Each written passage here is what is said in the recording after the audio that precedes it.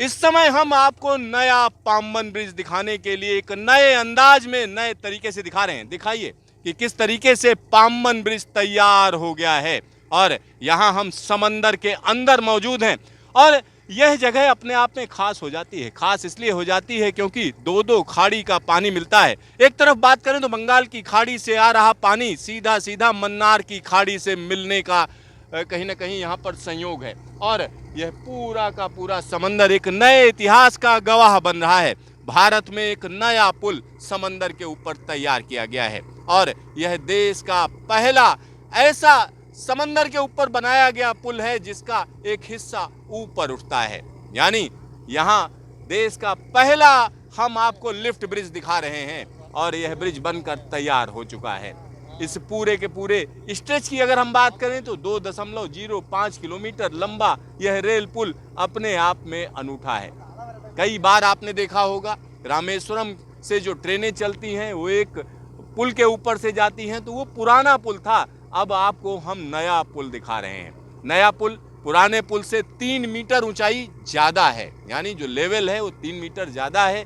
एक तरफ रामेश्वरम है तो दूसरी तरफ मंडपम है और यहाँ यह लाइन अपने आप में इसलिए खास हो जाती है कि एक समय होता था जब श्रीलंका के लिए भी यहाँ से ट्रेन चलती थी, बोट मेल चलती थी जो कि धनुषकोडी तक जाती थी और धनुषकोडी से स्टीमर के जरिए लोग श्रीलंका पहुंचते थे, वहां से दूसरी ट्रेन पकड़ते थे, उसको बोट मेल कहा जाता था। लेकिन आज की अगर हम बात करें तो धनुषकोडी स्टेशन अब नहीं है क्योंकि 1964 में एक भयानक साइक्लोन आया जिसमें इस रेल लाइन को बड़ा नुकसान पहुंचा था। एक पैसेंजर ट्रेन भी इसका शिकार हुई थी जिसमें 200 लोग जो है मारे गए थे, 200 लोग मारे गए थे।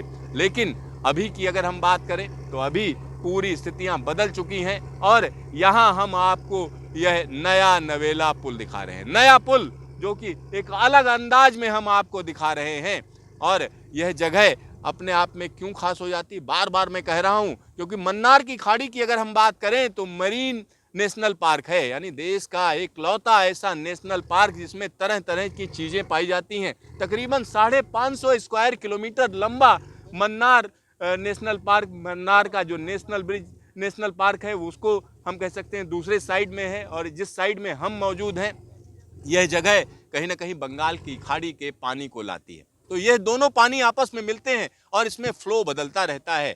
जो जाड़ों का सीजन होता है उसमें कहीं ना कहीं बंगाल की खाड़ी से जो पानी है वो मन्नार की खाड़ी में जाता है और जब सीजन गर्मी का होता है तो पानी दूसरी डायरेक्शन में चलता है, यानी लगातार पानी के फ्लो में बदलाव होता रहता है। तो यहाँ आप देखिए नई लाइन और तीन तीन चीजें हम आपको दिखा रहे हैं। एक तरफ रोड ब्रिज भी दिख रहा है, दूसरी तरफ देखें तो बीच में पुरानी लाइन दिख रही है और नई लाइन और पुरानी लाइन के बीच में जो ऊंचाई नीचाई है वो भी बड़ी आसानी से आप देख सकते हैं, बड़ी आसानी से उसे समझ सकते हैं।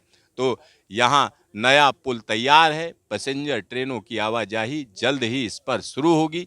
जब पैसेंजर ट्रेनों की आवाजाही शुरू होगी तब भी हम आपको दिखाएंगे कि पहली ट्रेन यहाँ से कैसे निकली, किस तरीके से उसमें बैठे लोगों ने महसूस किया, तो वो भी हम आपको दिखाएंगे। तो यह पूरी के पूरी जो रेलवे के इंफ्रास्ट्रक्चर में जो बदलाव आ रहा है वो हम आपको दिखा रहे हैं और नए भारत की जो नई तस्वीर है वो आपके सामने है क्योंकि विकसित भारत का जो सपना देखा जा रहा है वो इसी तरीके के प्रोजेक्ट्स के जरिए पूरा होगा। क्योंकि एक तरफ अगर आप देखें तो श्रीनगर को कन्याकुमारी से जोड़ने की जो कवायद है वो रंग ला रही है, तो दूसरी तरफ अगर हम देखें तो हम कह सकते हैं यहाँ रामेश्वरम को सीधा सीधा नया पुल मिला है और यह नया पुल नए तरीके से नए अंदाज में पैसेंजर ट्रेनों को निकालेगा। स्पीड यहाँ पर ज़्यादा रहेगी, 75 kmph की रफ्तार के लिए इसको अप्रूव किया गया है।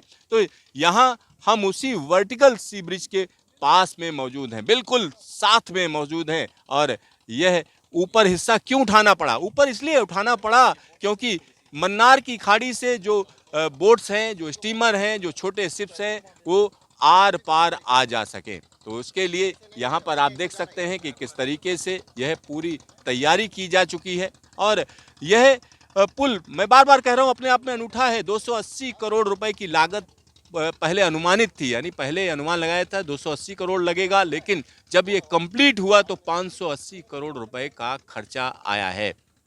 कैमरामैन अजय तिवारी के साथ Siddharth, news station, new Pamban bridge, Tamil Nadu.